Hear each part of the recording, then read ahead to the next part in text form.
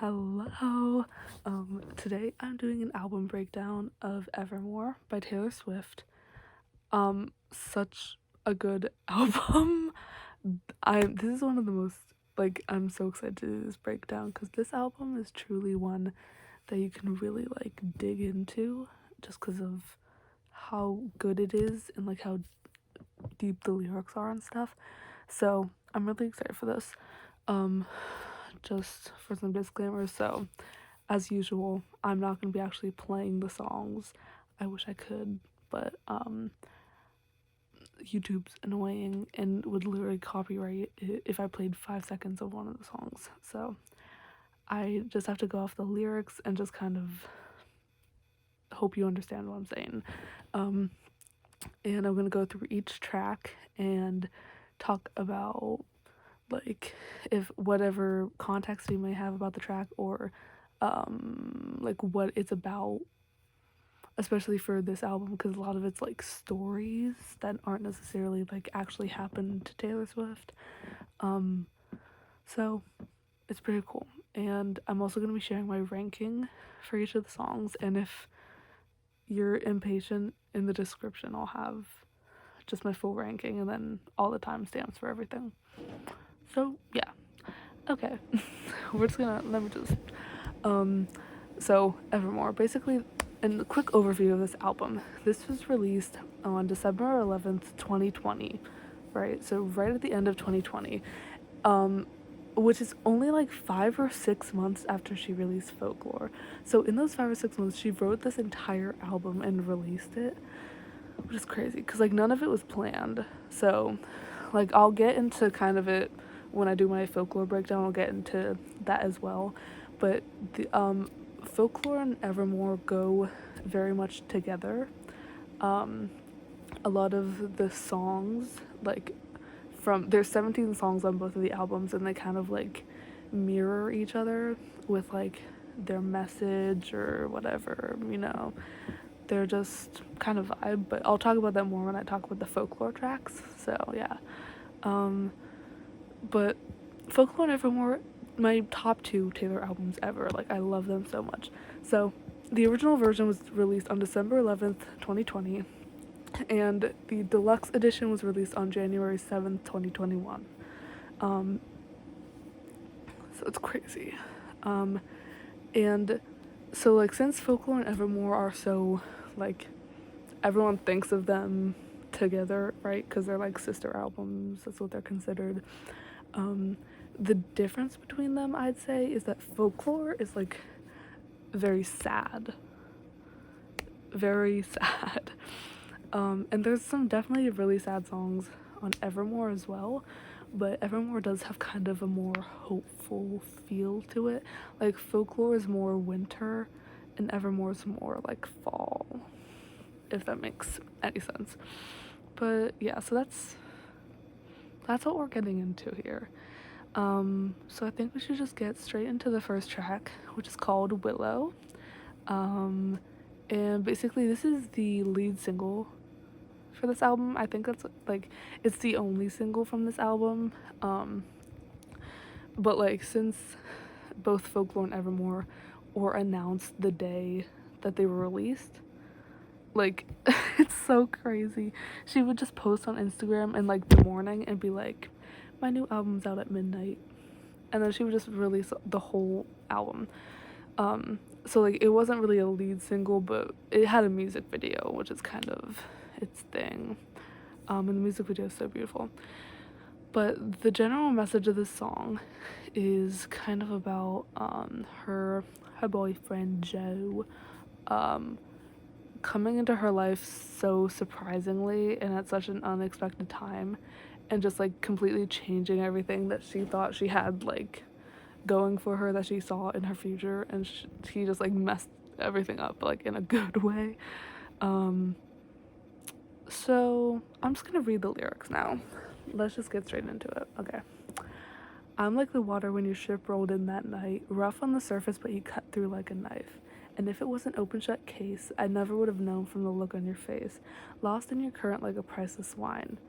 So that's the first verse, and it's kind of just again, that feeling of I'm like the water when your ship rolled in that night. Like I was just there and you just like came in and like changed everything. And like lost in your current like a priceless wine. Like she's just so swept up in him and it's so cute. And then this is the chorus. The more that you say, the less I know. Wherever you stray, I follow. I'm begging for you to take my hand, wreck my plans, that's my man. It's so cute. It's so cute. The more that you say, the less I know. Wherever you stray, I follow. I'm begging for, like, it's just, she just wants to be with him all the time. Wreck my plans, that's my man. Like, she doesn't care that he completely changed everything and wrecked her plans. Wrecked her, okay, for some context here. Joe and Taylor started dating in like 2016.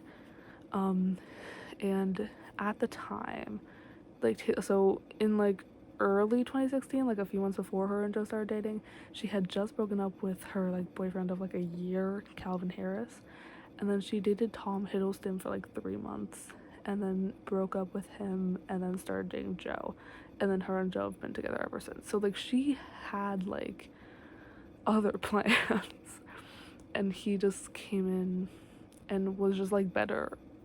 Like she just loved him so much. Okay, next verse. Life was a willow and it bent right to your wind. Head on the pillow, I can feel you sneaking in. As if you were a mythical thing, like you were a trophy or a champion ring. There was one prize I'd cheat to win. Period. And so, like, life was a willow and it bent right to your wind. Like, life was so, like, this. And then it just. She's just like, I'll just do whatever you want. She's like, it bent right to your wind. And then the chorus again is the same. The more that you say, the less I know. Wherever you stray, I follow. Begging for you to take my hand, wreck my plans, that's my man. And then there's an add-on chorus which goes, you know that my train can take you home. Anywhere else is hollow. I'm begging for you to take my hand, wreck my plans, that's my man. Just like that. And then there's a little, I don't know if this is the bridge or the breakdown, something. She says, life was a willow and it bent right to your wind. They count me out time and time again. Life was a willow and it bent right to your wind, but I come back stronger than a 90s trend. That's so real, because she always does. Every time she has a comeback, she comes back stronger than a 90s trend. And then, okay. I think this is another verse, I believe. Wait for the signal and I'll meet you after dark. Show me the places where the others gave you scars. Now this is an open shut case. I guess I should have known from the look on your face. Every bait and switch was a work of art. Every bait and switch was a work of art. Like, what do you mean? And like, wait for the signal and I'll meet you after dark kind of reminds me of Dive Bar on the east side, where you at? Is that the lyric? Dive Bar on the east side, where you at? Something like that. Them just having this like secret relationship where they're trying to like keep it very private and stuff like that. It's so cute. And then basically the chorus just repeats and repeats and repeats, and it's like very beautiful. And then that's the end of the song. So lovely. And I have that ranked number 9. I don't know if I said that, but it's just such a good song.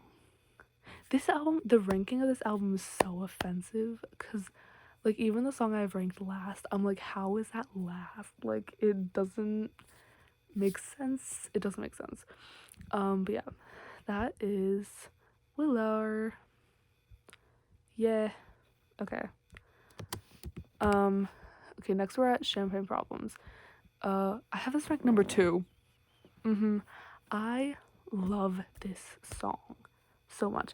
And honestly, it was one of those songs that like got me into Taylor Swift, because I kind of became a fan after this album was released.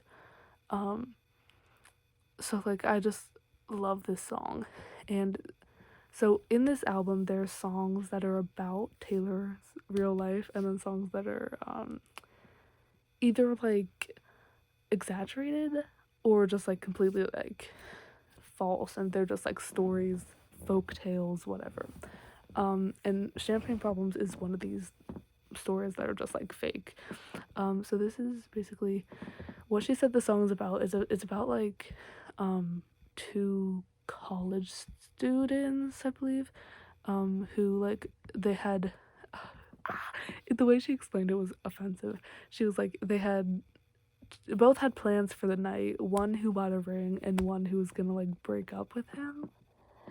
Like the girl was like going into this night thinking like, okay, tonight's the night I'm gonna break up with him, and he was like gonna propose. And so this is basically about her turning him down at the proposal. It's so offensive. Okay, I'm just gonna get right into the lyrics because I can't even. Okay, you booked the night train for a reason, so you could sit there in this hurt. Bustling crowds or silent sleepers, you're not sure which is worse. That's the whole first verse, but like, think about that. Like, okay, so this is from the girl's perspective. She's saying, like, you booked the night train for a reason, so you could sit there in this hurt, because she turned him down at the engagement, like, she was the love of his life, and now they're broken up, and he's just, like, sitting with that hurt. And bustling crowds or silent sleepers, you're not sure which is worse, because he's, like, booking a train home, but he's like, would it be better to just have all this commotion with me, or just be silent and have some peace, but it also be like I have to sit there with my thoughts now? Like, it's crazy. Okay, and then she says, this is the chorus. Because I had dropped your hand while dancing, left you out there standing, crestfallen on the landing, champagne problems. Your mom's ring in my pocket, my picture in your wallet, your heart was glass, I dropped it, champagne problems. It's so cute because she kind of, so like, she's talking about like the moment that it happened when she dropped your hand while dancing, left you out there standing, crestfallen on the land, and and then she's following it up by saying like champagne problems, like all this like horrible, like heart wrenching stuff, and then she's just like champagne problems, like whatever. She's just kind of like mocking it, and it's so witty and clever, and I love that. And then this is the second verse. You told your family for a reason. You couldn't keep it in. Your sister splashed out on the bottle. Now no one's celebrating. The verses are short, but like they're just wow. Like imagine he's just out here. He's like telling his family about it because he's like so in love with her. Like he couldn't keep it in, and now his sister was drunk and like partying and all this stuff. But now no one's celebrating because it all like went wrong. And then the next chorus, which is different than the first one, she says, Dom Perignon, you brought it. No crowd of friends applauded. Your hometown skeptics called it champagne problems. You had a speech, you're speechless. Love slipped beyond your reaches. And I couldn't give a reason. Champagne problems. Okay, let's just get back into this. So Dom Perignon, that's some sort of alcohol. Don't know if it's wine or whatever it is. Dom Perignon, you brought it. No crowd of friends applauded, so like no one was cheering, everyone was just like there in shock. Your hometown skeptics called it champagne problems, so all the people from his hometown are like, don't even worry about it, this girl's crazy, like she doesn't even matter, you're gonna forget about her, it's just champagne problems. And then she says, you had a speech, you're speechless, love slipped beyond your reaches, and I couldn't give a reason. So you had a speech, you're speechless, because he was like so prepared, and now he's just like everything's turned upside down.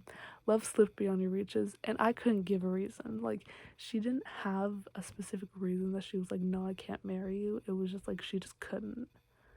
Champagne problems. And then, okay, the next part of the song is the most offensive thing you're ever gonna hear. It's so long and like detailed, and it's crazy. So this is the bridge of champagne problems, which is okay. I'm just gonna go in this line by line actually. So your mightiest touch on the Chevy door. So already we got a reference, or an allusion, should I say. This is a reference to King Midas. Midas? I think it's Midas, but she says Midas. So whatever. Which is basically this guy who was cursed, and now everything he touches turns to gold. But like that's great, but it's like a curse because he can't hug his family and stuff like that. So your mightiest touch on a Chevy door, so he's just like this magical thing. And then November flush and your flannel cure, just like wow. And then this is in quotes. This dorm was once a madhouse. I made a joke. Well, it's made for me. So that's saying like they're in a dorm, right? They're in college.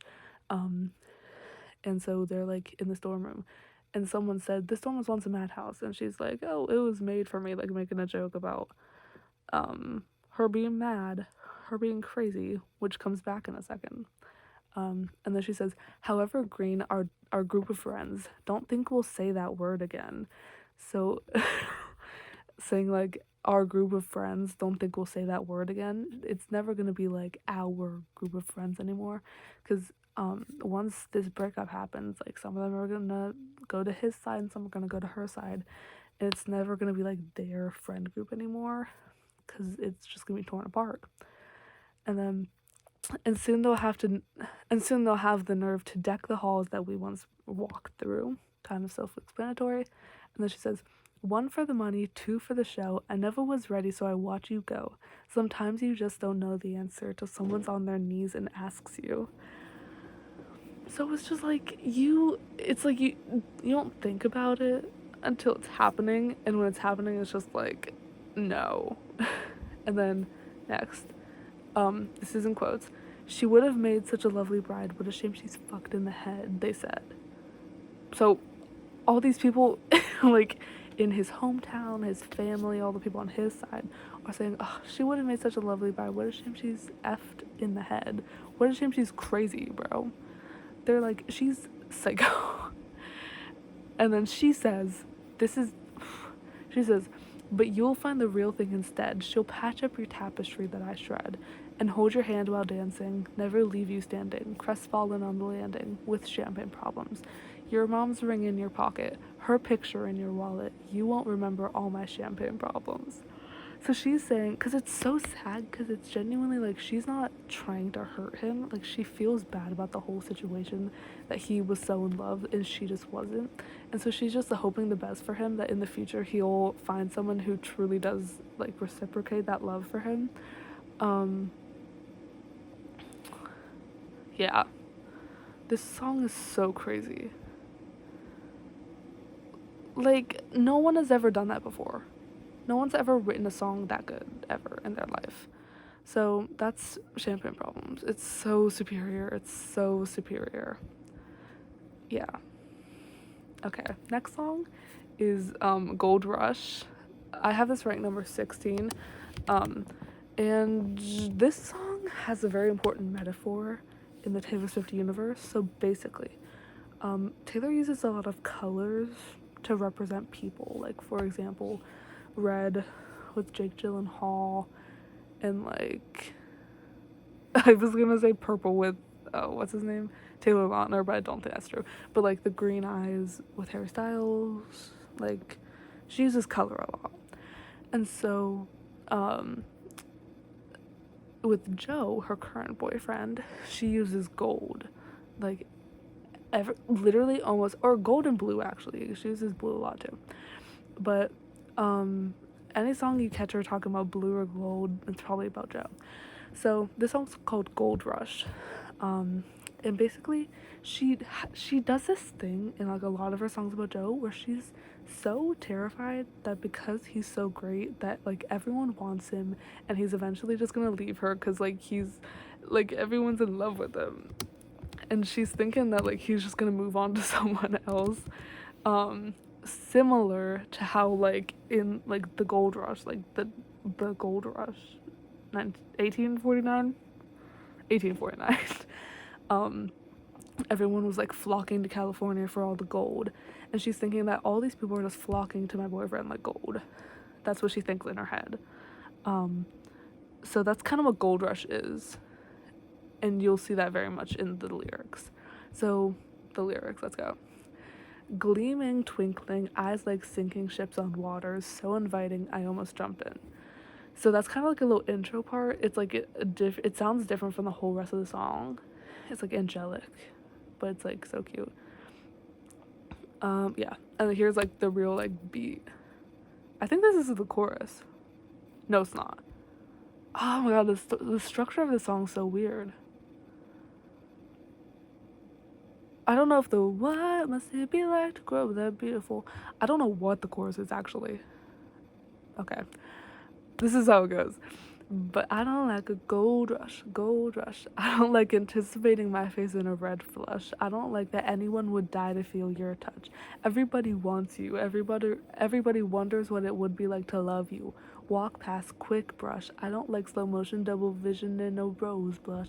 I don't like that falling feels like flying till the bone crush. Everybody wants you, but I don't like a gold rush. That's so offensive. She's saying like everybody wants you. Everybody wonders what it would be like to love you. I love this because she just sees him as such a catch, and like she just loves him. Oh, she loves him so much. Um, but like if we're being for real, like look at you, Taylor. Like what do you mean? And then there's this part which might be the chorus. I don't even know. What must it be like to grow up that beautiful, with your hair falling into place like dominoes? I see me padding across your wooden floors, with my Eagles t-shirt hanging from the door. At dinner party, oh my god, I can't speak. At dinner parties, I'll call you out on your contrarian shit. In the coastal town we wandered round, had never seen a love as pure as it. And then it fades into the gray of my day-old tea, 'cause it can never be. So, I still don't really know what the ending of it means, because if we're looking at the lyrics, essentially what that means is she's like, okay, you're so beautiful, I'm in your house, we're at dinner parties, I'm like calling you out on your shit. And then they're in this coastal town, they're wandering around, no one had ever seen a love as pure as theirs. But then she says, and then it fades into the gray of my day old tea, because it could never be. So this could be kind of about like the time in between, or even during like the Tom Hiddleston when she was dating him, and like them officially getting together. Because I think in a lot of her songs she talks about like there's a lot of like on and off between her and Joe in the beginning before they really like committed to each other. um and so just like the fade into my gray old tea because it can never be, her just like wanting to be with him but it just being like a fantasy. Yeah. And then the I guess it's the chorus. No, it's not. Yes, it is.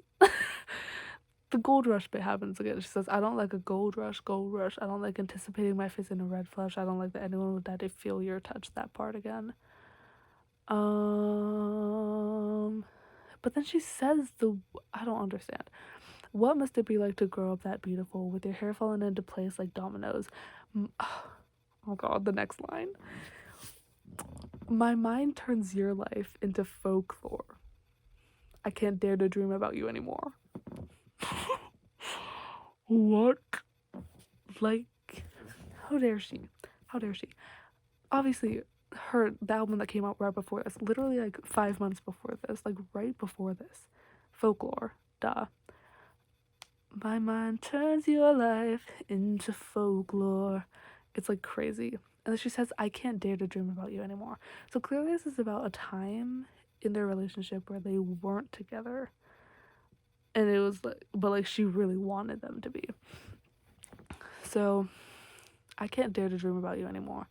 And then the day old tea thing happens again, all that. And then the little bit from the beginning, gleaming, twinkling, eyes like sinking ships on waters, so inviting, I almost jump in, comes out. That's like the outro as well. So yeah, it's a good song. It's not my favorite, but like, yeah, I have it ranked 16 out of 17, but it's like upbeat. It's kind of good. Yeah. I don't have much else to say about it. Okay. Next is 'Tis the Damn Season. Facts. Okay. 'Tis the Damn Season. I have this ranked number 8. I love this song. Let me tell you about it. So, first of all, I want to say, similar to Folklore, there are some tracks within the album that connect to each other. So I think Folklore is more known for this because it has like the trio, the love triangle, with the three of the songs in Folklore. But in Evermore, there's actually 2 songs that are also connected. It's 'Tis the Damn Season and a song that's later in the album called Dorothea. And it's a lot more wholesome than the one in Folklore. So this these two connected songs are basically about these two people who are from the same hometown, but then it's a boy and a girl.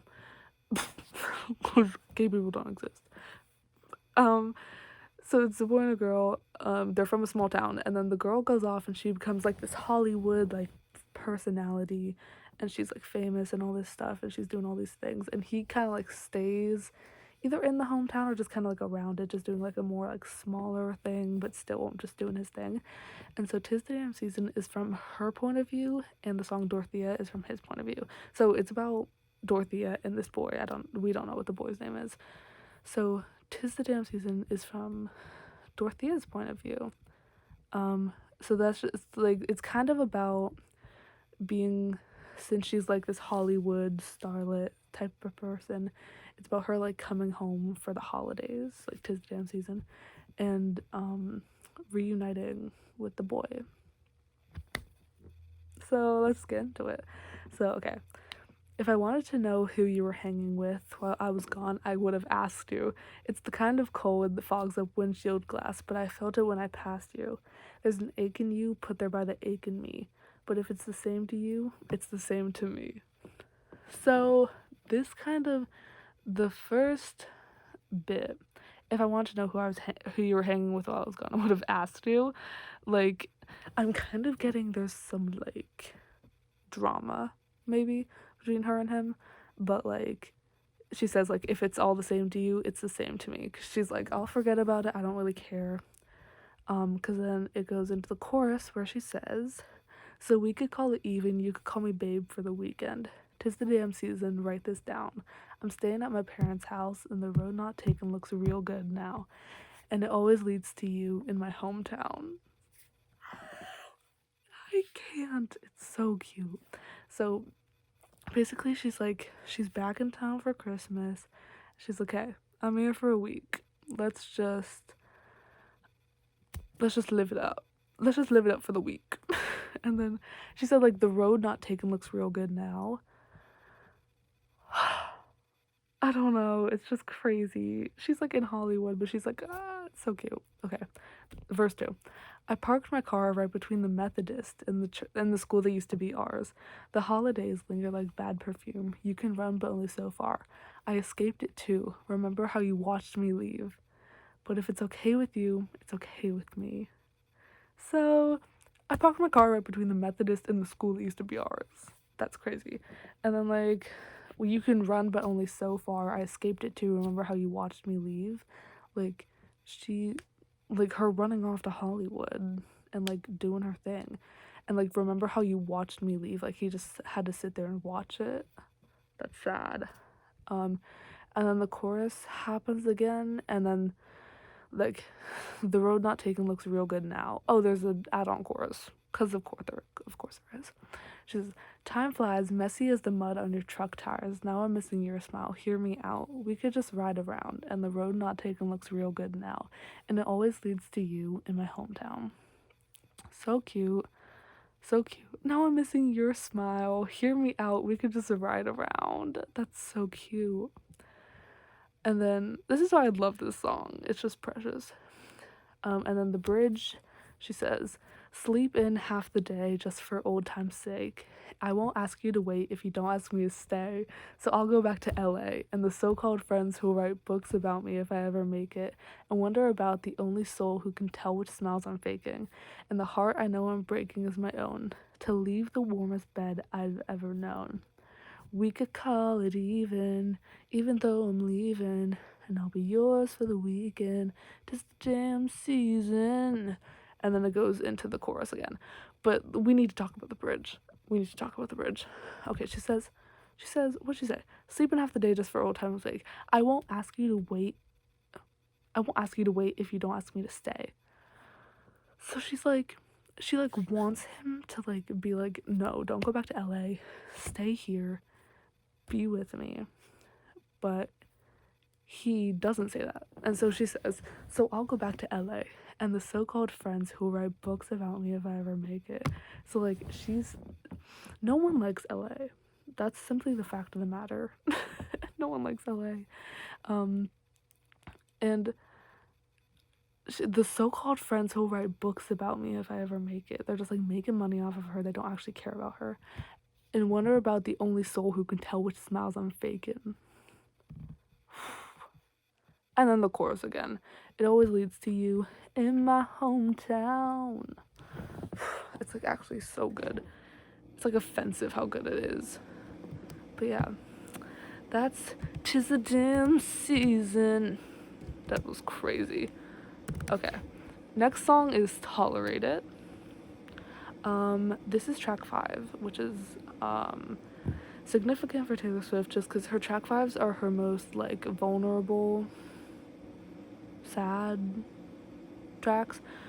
This is one of my least favorite track 5s, I have to be honest, just because like, not because it's a poorly written song, because it is so beautiful.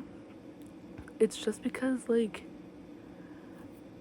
it's written in this like when I listen to the song I see it as like set in the like 1800s, because that's just how I feel about Evermore. I just like vision it as that, and so it's hard for me to like feel like this is really like true and about her. Like I'm sure it was inspired by like for sure like something she went through, but it's just yeah, but it's such a good song. And it's essentially so like Tolerate It. It's just about like being in a relationship where you're kind of giving it your all and you kind of feel like there's like a power imbalance there, and you're just like, why don't you love me? Yeah. So let me just read the lyrics. I sit and watch you reading with your head low. I wake and watch you breathing with your eyes closed. I sit and watch you. I notice everything you do or don't do. You're so much older and wiser than I. I wait by the door like I'm just a kid. Use my best colors for your portrait. Lay the table with the fancy shit and watch you tolerate it. If it's all in my head, tell me now. Tell me I've got it wrong somehow. I know my love should be celebrated, but you tolerate it. It's just like setting up this. He's reading, he's like he's so much older and wiser, and then she says I wait by the door like I'm just a kid. It's like clearly there's like a he's just like she just like idolizes him, and he just doesn't really love her. She says, what does she say? She says I know my love should be celebrated, but you tolerate it. Like he doesn't love her or celebrate her love, he just tolerates it. Like he doesn't actually care. Use my best colors for your portrait. It's crazy. Okay, next verse. I greet you with a battle hero's welcome. I take your indiscretions all in good fun. I sit and listen. I polish plates until they gleam and glisten. You're so much older and wiser than I. I wait by the door like I'm just a kid. Course happens again. And the way she's like, if it's all in my head, tell me now. Tell me I've got it wrong somehow. Like she doesn't. She just wanted him to be honest with her and just be like, look, if you're not in love with me, tell me, please. Please. Okay. I think this is the bridge next. Yeah, okay, the bridge is next. She says, while you were out building other worlds, where was I? Where's that man who throw blankets over my barbed wire? I made you my temple, my mural, my sky. Now I'm begging for footnotes in the story of your life, drawing hearts in the bylines, always taking up too much space or time. You assume I'm fine, but what would you do if I'm gonna stop there. Cause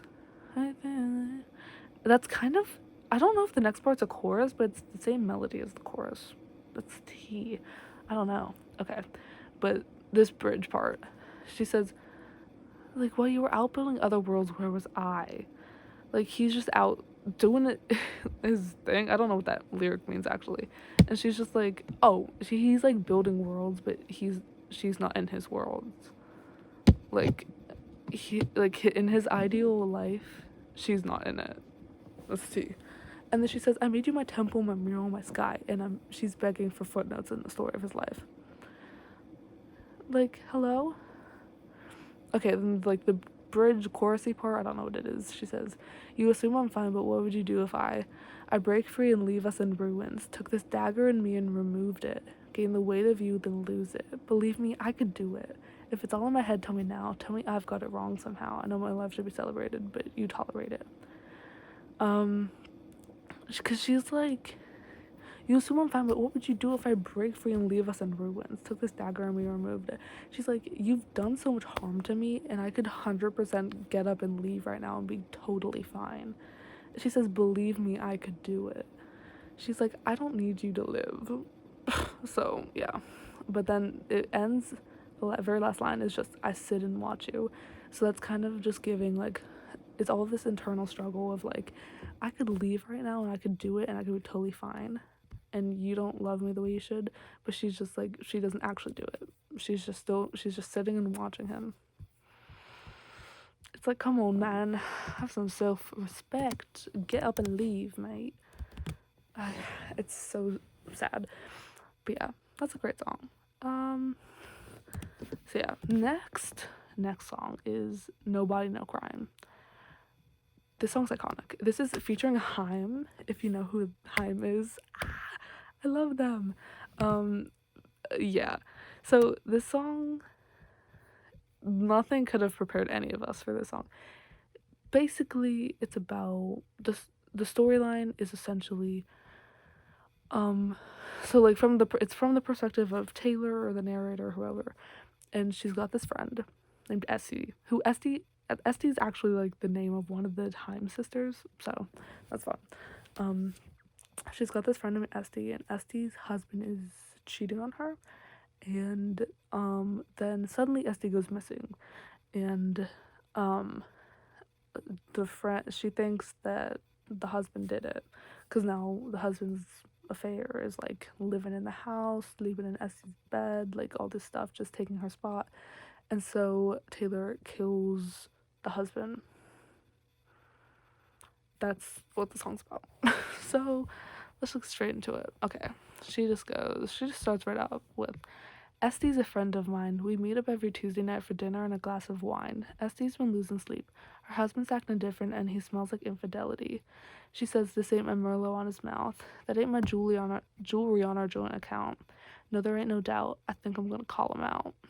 And then she says, I think he did it, but I just can't prove it. I think he did it, but I just can't prove it.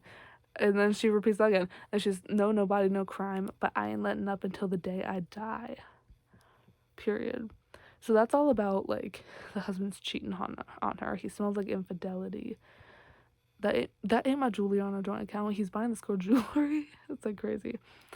Okay, and then next verse she says, Esty wasn't there Tuesday night at Olive Garden, at her job, or anywhere. He reports his missing wife, and I noticed when I pass his house his truck has got some brand new tires, and his mistress moved in, sleeps in Esty's bed and everything. No, there ain't no doubt, somebody's gotta catch him out. And then she says, I think he did it, but I just can't prove it. No, nobody, no crime, but I ain't letting up until the day I die. I guess I should explain what the title means. No body, no crime essentially means, like, if you murder someone, like he murdered Esty, is essentially what this is pointing at here.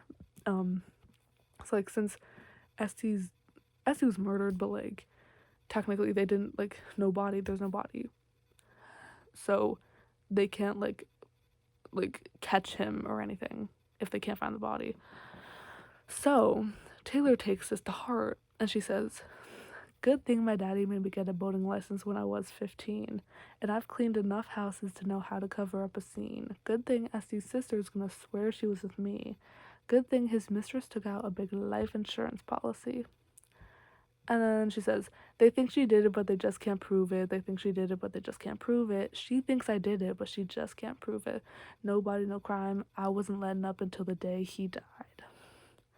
So she's now saying, like, nobody, no crime. You can't find his body, then you can't blame me for murdering him. It's a very straightforward song for how crazy it is, but it's honestly so real, because sometimes murder is the answer. I shouldn't say that on the internet. But oh my god. Okay, next song is, did I say what I ranked that? I have it ranked 13. I don't know. Next song is called Happiness. I have this ranked 17 out of 17, which is shocking because it's a good song. It's not a bad song. It's just like, it's so chill. Like there's hardly any beat to it. So I skip it sometimes. But I like respect it. Um so happiness in general is about like acceptance after a bad situation or a bad relationship, whether it's like romantic or like a friendship breakup, something. Um that's it's kind of about like growing to understand the nuances of like both sides of the story and stuff like that. But more specifically, this is most likely about Scooter Braun, who, or Scott Borchetta, who knows. Um, which I still don't know which is which. Scooter, it's about Scott Borchetta, right? Yeah, who she used to work with. A lot of her songs are about him.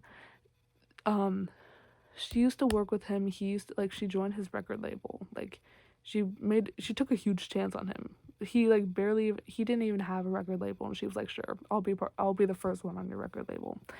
Um, and then they both like became super successful and famous together, and then he sold all her music for millions and millions of dollars to a man who she hated. So um, she's basically, this song's basically about him and kind of growing to accept that sad story. Okay, so she just says, honey, when I'm above the trees, I see this for what it is, but now I'm right down in it. All these years I've given are just things we're dividing up. Okay, this is the clean version. I'm reading the clean version. Whatever. Showed you all of my hiding spots. I was dancing when the music stopped. And in the disbelief, I can't face reinvention. I haven't met the new me yet. So, oh, it's just crazy. She's saying, like, when I'm above the trees, I'll see this for what it is, but right now I'm right down in it. So, this is kind of talking about, I think, from the when she wrote this song, she was in the moment when she was like above the trees. She's kind of like moved on from the situation a little bit. Like it's still hard, but she's kind of had some years to um look back on it a lot. And so she's saying, when I'm above the trees, I'll see this for what it is. But now I'm right down in it. Like she's deep in the pain still, talking about more of like in 2017 and like that time when it all happened. Um, and it's just all the years I've given are just things we're dividing up. Like all the time she put into her music, all her music, it's just like being sold for monetary value, which that's not what it's about, you know? Yeah. And then she says, showed you all my hiding spots. I was dancing when the music stopped. Like the music stopping as in like her music being sold. In the disbelief, I can't face reinvention. I haven't met the new me yet. Like she just can't move on from it.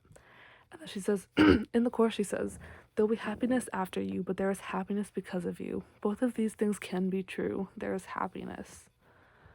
So just like, oh my god. And then she says, past the blood and bruise, past the curses and cries, beyond the terror and the nightfall, haunted by the look in my eyes that would have loved you for a lifetime, leave it all behind, and there is happiness.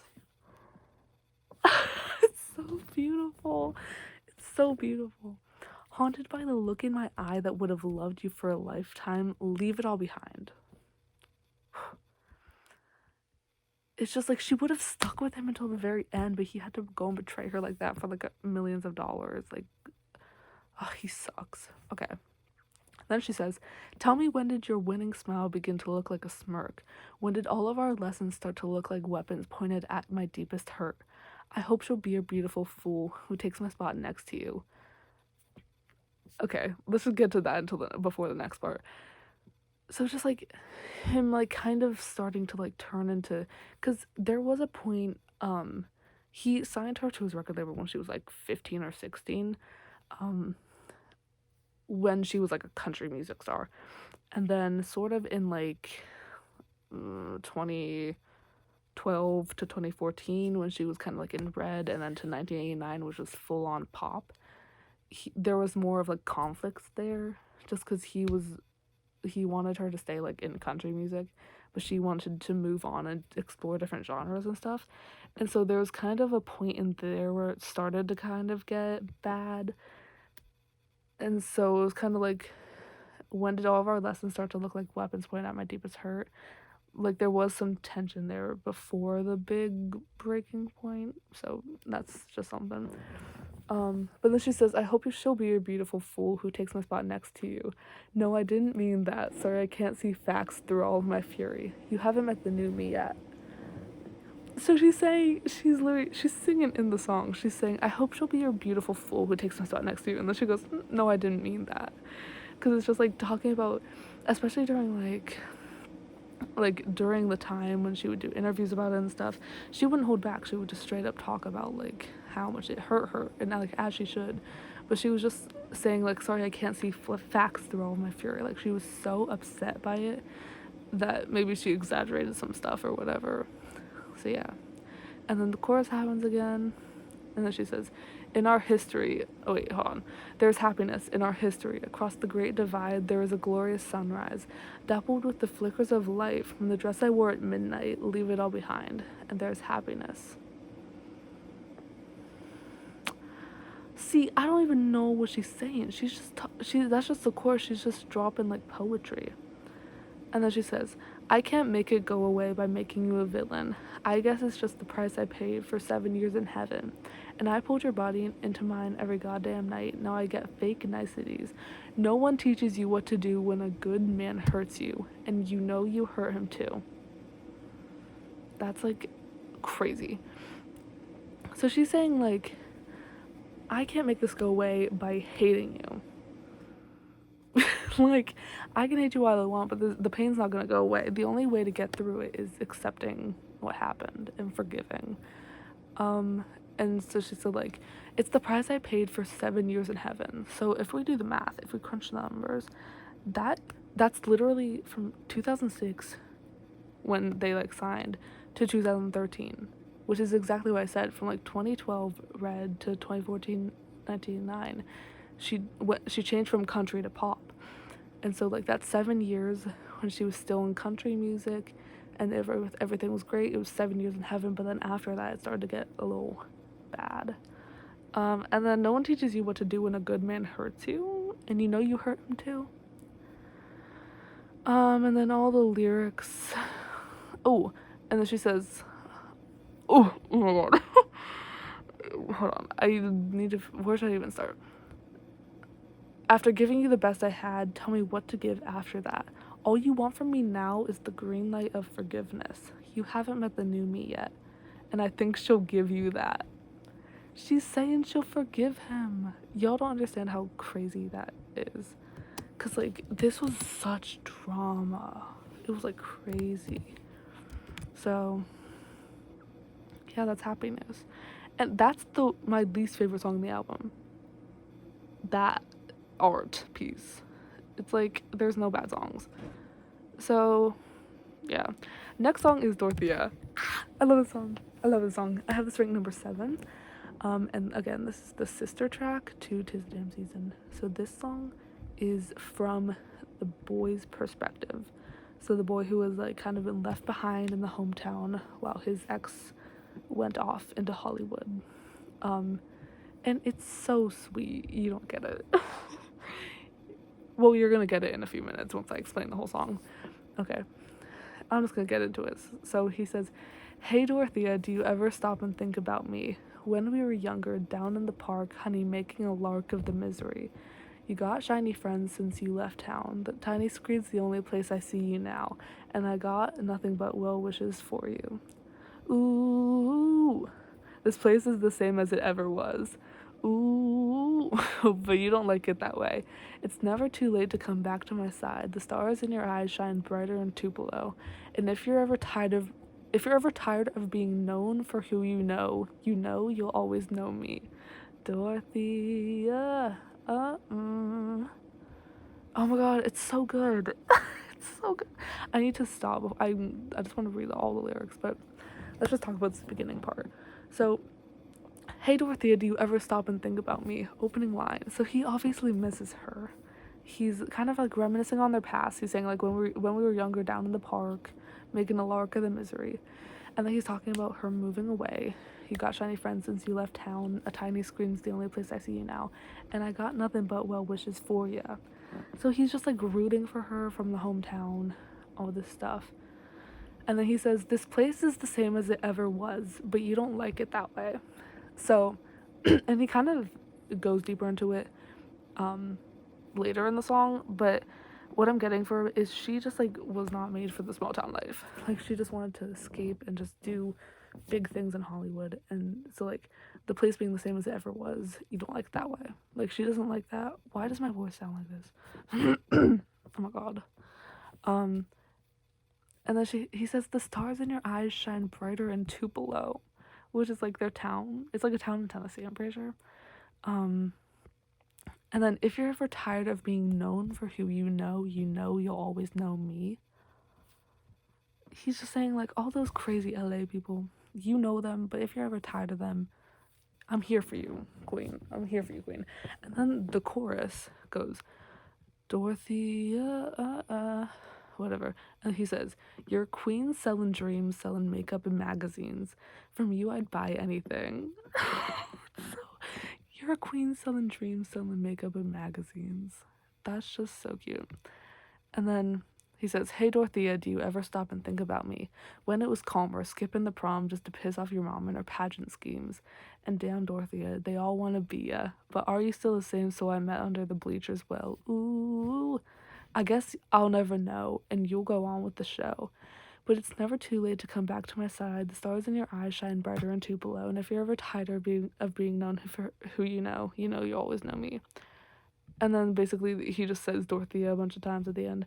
I'm saying he as if it's not Taylor singing, but it's from a man's point of view. So, um, but it's so cute because it's just him being like, "Do you ever think about me? Like, I'm here for you. I see all the stuff you're doing. It's really cool. But like, do you remember like our past? Do you remember all this stuff? Like, I've been here for you."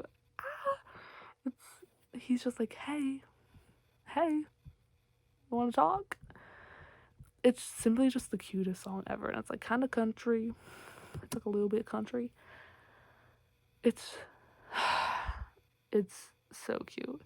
He's just like rooting for her from the sidelines, and I love him for that. So yeah, next song is Coney Island. Oh my god, I love Coney Island. Um, this song, okay, this song's basically a long metaphor, um, where she's comparing the relationship to Coney Island, um, where she's saying like she compares it to Coney Island and a few other things that are basically just like old and kind of run down. So she's basically just saying like this like old relationship. I don't know if it's like a current relationship or if she's just talking about like old relationships that are done. Whatever. It's just a sad song. I'm just gonna read the lyrics. "Break my soul in two, looking for you, but you're right here. If I can't relate to you any more, then who am I related to? And if this is the long haul, how do we get there so soon? Did I close my fist around something delicate? Did I shatter you?" So that's, you heard me. That's all. It's pretty self-explanatory. Did I close my fist around something delicate? Did I shatter you? Okay, and then she says, "And I'm sitting on a bench in Coney Island wondering where did my baby go? The fast times, the bright lights, the merry-go. Sorry for not making you my centerfold. Over and over. Lost again with no surprises. Disappointments close your eyes, and it gets colder and colder when the sun goes down."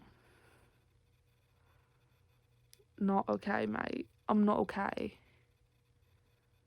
I'm like not okay at all. Just comparing their love to Coney Island, the merry-go. The fast times, the bright lights, the merry-go, girl. Sorry for not making you my centerfold. Like, who says that? She does. Next one. Next verse. The question pounds. Oh, Lord.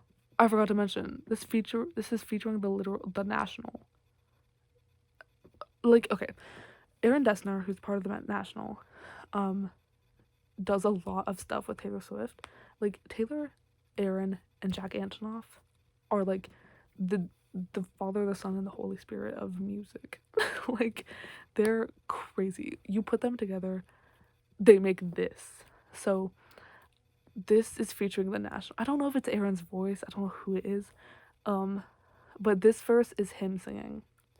The question pounds my head, what's a lifetime of achievement? If I pushed you to the edge, but you were too polite to leave me. Do you miss the rogue who coaxed you into paradise and I left you there? Will you forgive my soul when you're too wise to trust me and too old to care? So, so like what?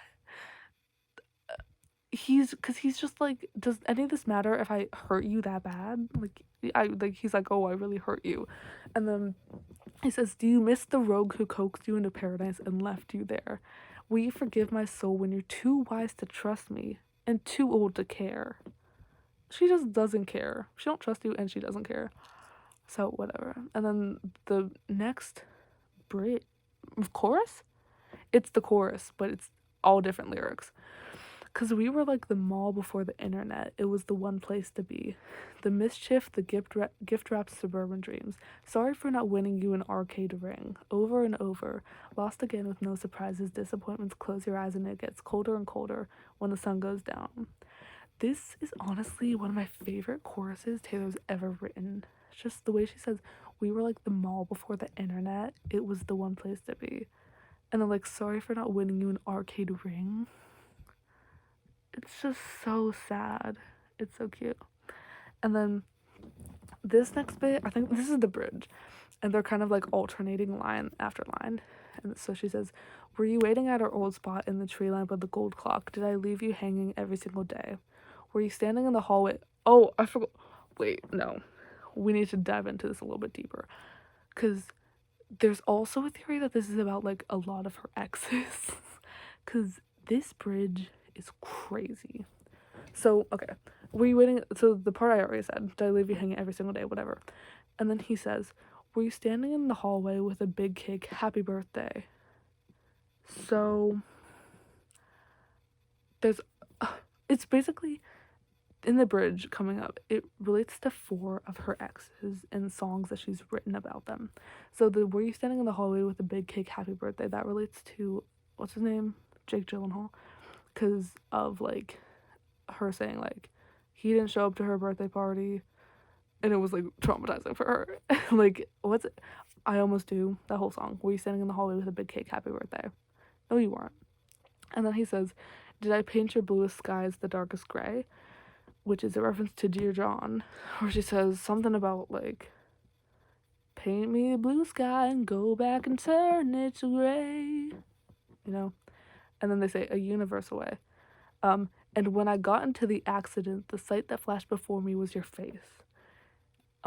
It's very infamous that at some point Harry Styles and Taylor Swift, or just Harry, got into a car crash and Taylor like saw him in the ER or something. So there's a car crash involving the two of them. Because like the Out of the Woods bridge. Oh my god, the bridge of Out of the Woods, which is so about Harry. She says, remember when you hit the brakes too soon, 20 stitches in a hospital room? When you started crying, baby, I did too. When the sun came up, I was looking at you. It's about a car crash. And then she says, okay, whatever. And then when I walked up to the podium, I think that I forgot to say your name. This relates to Calvin Harris, who, I think it was her, who she was getting an award and she like didn't thank him. And it was apparently like a turning point in their relationship that led to their breakup or something. And it was like a lot of tea. So yeah, I don't know what that means in the grand scheme of the song, but it's a really interesting bridge. It's just so interesting, all those references. Like, that can't be accidental. Like, for real, that cannot be accidental. And then the chorus goes again, the bright lights, the merry-go. And then it's just the same thing over and over. That's Coney Island. It's art. It's just simply art. I adore that song. Okay, but as much as I love Coney Island, we do have to move on to Ivy. Guess what this is ranked out of 17? I'll tell you, it's number 1. And in fact, might be my favorite Taylor Swift song ever. For real. Like, this song has something in it. Like, it's on crack. It's basically, a lot of it, I must say, well, first, the lyrics are insane. The lyrics are crazy. But also the way there's like so every part of the song sounds different. There's so much different melodic content in it that it's not just like verse, chorus, sounding the same and same over and over. It's like each verse sounds different. The choruses are unique, and then the bridge at the end is completely different. Like, it's crazy. So, we're just gonna get into it. Oh, I should say, this song is about, it's kind of complicated. Basically, it's from the perspective of a woman. This woman is married, but she's having an affair with another man, and she feels stuck in this marriage so much. Like, she just feels stuck in it. Like, there's no escape. And what I'm getting from this is it's kind of, this is one of the more of the stories, obviously, because Taylor's not married. This hasn't happened to her. But so this is one of the more fictional songs, and so I get it's kind of like the setting is kind of in the 1800s, 1900s maybe, where like divorce wasn't an option really. Like, you couldn't just get divorced without being like stoned. I don't know, like publicly harassed. So yeah. So this is from the perspective of this woman who's in this conundrum. So she says, "How's one to know I'd meet you where the spirit meets the bones, in a faith-forgotten land? In from the snow, your touch brought forth an incandescent glow, tarnished but so grand. And the old widow goes to the stone every day, but I just sit here and wait, grieving for the living." Listen to those lyrics, those words that she just wrote. Tell me that's not the craziest thing you've ever heard. "I'd meet you where the spirit meets the bones. Your touch brought forth an incandescent glow." All of it. So basically, the first part, where she's talking about like, your touch brought forth an incandescent glow, all that stuff. She's talking about this man who she's like actually in love with, but not married to. But then she's talking about an old widow who goes to the stone every day. So like, she's visiting her dead husband's grave, and then she's saying, "But I don't. I just sit here and wait, grieving for the living," which is basically implying she's sitting here and waiting for her husband to die because there's no other way out of this marriage, and she wants to be with this other guy. So she's just like waiting for this dude to die, which is so funny. And then the chorus, here we go. She says, "Oh goddamn, my pain fits in the palm of your freezing hand, taking mine, but it's been promised to another. Oh, I can't stop you putting roots in my dreamland. My house of stone, your ivy grows, and now I'm covered in you." So this is kind of about this. A lot of this song is about her being like, "I cannot be in love with you. I should not be in love with you, but I just can't help it."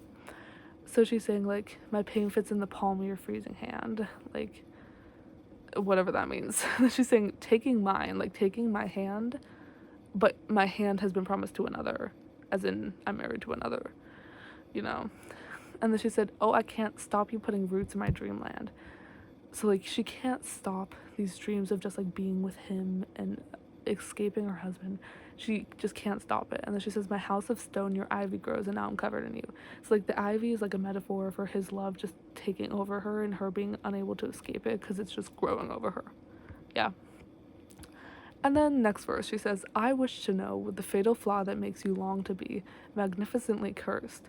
He's in the room, your opal eyes are all I wish to see. He wants what's only yours." It's crazy.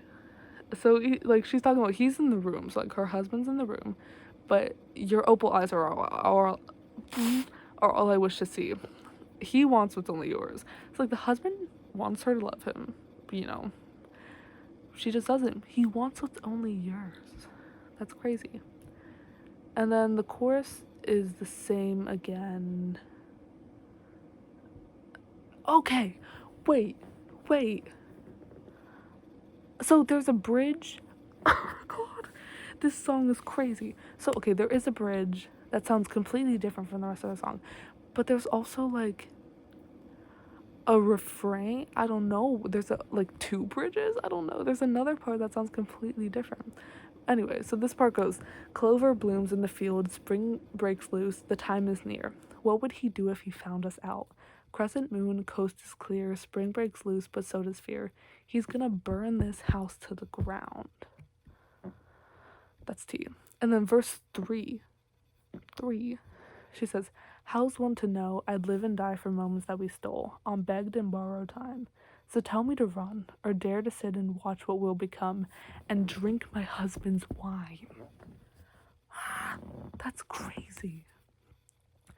Dare to sit and watch what will become, and drink my husband's wine. Like, okay, what I'm getting from this, okay, so she's saying she wants him to be like, run away with me, leave your husband and run away with me. So tell me to run, or dare to sit and watch what will become and drink my husband's wine. So I'm getting that, like, the man she's having an affair with, like, knows them and, like, is a family friend. That's what I'm thinking. Because, like, dare to sit and watch what will become and drink my husband's wine. Like, he's in the room. Like, imagine it's her husband, and the other guy, and they're just in a room, and they're acting like it's normal, and he's drinking his wine. That's crazy. And then the chorus is the same again. And then this is the part that sounds completely different and is so offensive. She says, so yeah, it's a fire, it's a goddamn blaze in the dark, and you started it. Where did I just go? She says, so yeah, it's a war, it's the goddamn fight of my life, and you started it. She's just like, what I'm getting from this is just like, she's like, not like mad, but she's like annoyed that like all of this had to happen, and that he had to come in and like ruin her marriage and like just make her fall in love with him. And she's like, you started it. Like, she's just in love with him so much. It's crazy. And then she says, like, stop putting roots in my dreamland. My house of stone, your ivy grows, and now I'm covered in you. Now I'm covered in you. And that's the end of the song. Bruv. It says whack in it. This song is so good, dude. It's actually crazy. I honestly think, okay, here's the thing. That was just so good. I'm gonna end this video here. Leave y'all hanging. I'm gonna do a part 2 eventually. But it's already an hour and 7 minutes, and I have like 7 songs left. So I think just because of the nature of Evermore and how deep and dense the lyrics are, I'm gonna split this up into 2 videos. Finish off with a bang with Ivy. And we'll start off next video with Cowboy Like Me, which is also a bop. So yeah, I'll like give a official wrap up when I finish part 2. But yeah, stay tuned.